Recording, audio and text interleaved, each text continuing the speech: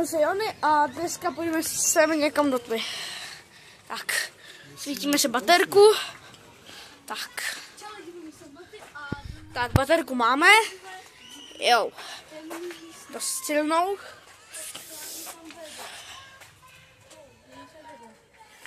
Tak snad tady někde něco bude. Co bude tady? Taká tajná místo je něco. Tak jdeme dál.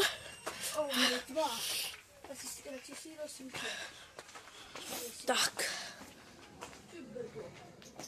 Tady je. Hele, no, moc byste mi asi nevěřili, ale když zasnu světlo, tak je tu obrovská tma.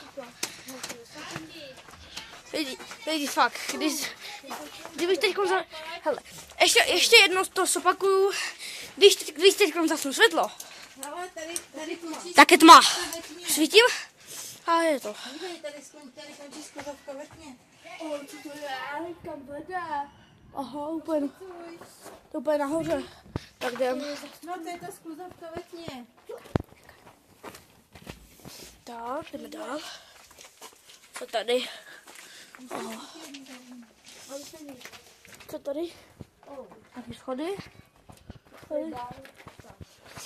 Ty krás. Co je tady?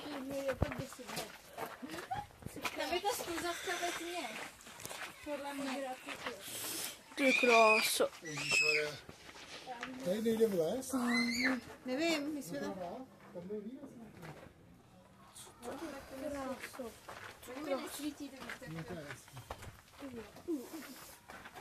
Jdeme zpátky. Co to?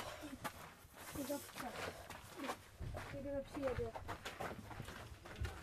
Nějaké světlo. Co to je?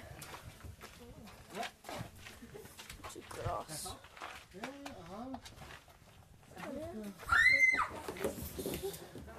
A zrovna někdo přijel.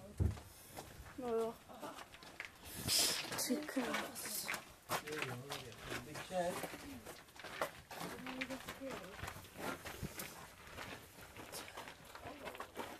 Ty brdio.